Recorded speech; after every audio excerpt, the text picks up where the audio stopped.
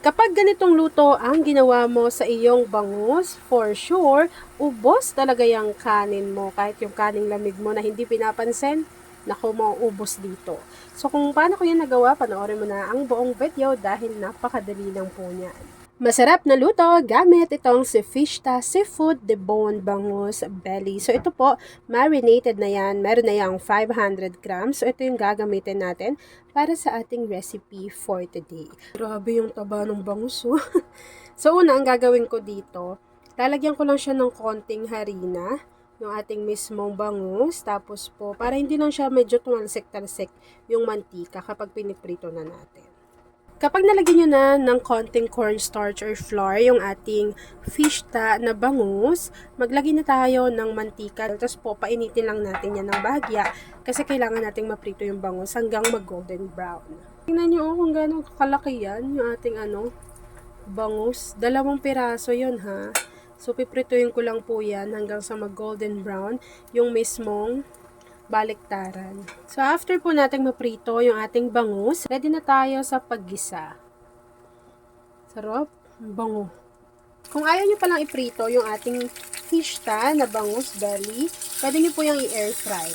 After natin ma-fry yung ating fishta na bangus belly, so meron lang tayo ditong chili garlic oil. So, ito po ay sarili kong gawa. Comment ka na lang dyan kung gusto mo matutunan. Ayan. So, yung tama lang kasi sobrang anghang nito. Ayan. Tapos, dyan na rin ako magigisa. Paiinitin ko lang yan ng konti. Kapag mainit na yan, meron tayo ditong ni-ready na kamatis, bawang, at sibuyas. So, unahin ko lang yung sibuyas. Kasi medyo to Alam mo yon, medyo mas mahirap siyang lutuin compare sa bawang. Hintayin lang natin mag-translucent yung ating onion. Diba? Kung ayaw nyo na ng pritong bangus, paksaw na bangus, sarsyadong bangus, try nyo naman yung ganitong luto. So, kapag napansin niyo na nag-translucent na yung ating onion, gisahin na rin natin dito yung ating 3 cloves of garlic. Nagawa ko na rin yung luto na to sa tahong.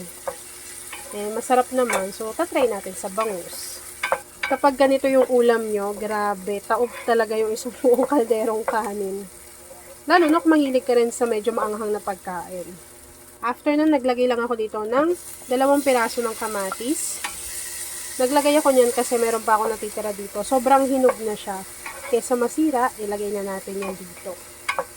Naglalagay ako ng 1 cup of water. Tapos pakuluin lang natin yan. Pwede kayong maglagay dyan ng kahit anong klase ng pampalasa. For example, paminta, asin, patis, oyster sauce, pwede yan. Pero ako ang nilagay ko lang dito, naglagay tayo dyan ng chicken powder. Naglagay din tayo ng konting black pepper and konting salt. After nyan, ilagay na natin yung naluto natin kanina or yung naprito natin na fishta bangus belly. Tapos sa dulo niyan, maglalagay pa ako ng konti pang chili garlic oil. Grabe ang bango kung naaamoy nyo lang. Kaya kung may ka dyan, chili garlic oil, umpisahan mo na to. Tapos bili ka lang ng bangus belly kay Fishta Seafood. Kasi iba rin may lasa na rin talaga yung bangus nila. Tapos wala na rin yung tinik, so hindi ka napipila pa para magpalinis pa ng bangus. Yan. So, antayin lang natin ma-absorb ng bangus yung ginawa nating sauce. And then, after po nun, pwede na natin yung i-enjoy. Okay. Di pa ba sa pagpapa. Susundito ka lang kasi mahihingi ka lang ulam. Lagyan ko pa ng konting chili oil. Nilagyan ko nga si nanay ng bukod. Bukod na prito lang dyan. Kasi di ba siya mahilig sa maanghang. Grabe, ang sarap. Bango. Bango. May kwarto. Grabe naman naman yun. Totoo kaya po pala. Talaga? Wala nagawa ko sa kayo. May naman. Kasi nagutom ka sa amoy. Nagutom sa amoy.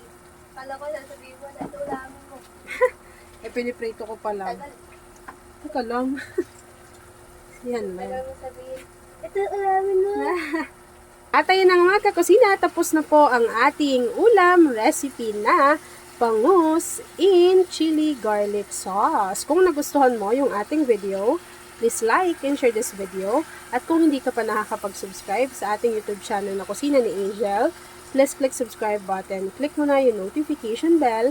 Click all para lagi kang updated sa bawat in-upload kong mga videos. Grabe yung bango. Yun lang mga kakusina. Thanks for watching and enjoy this video.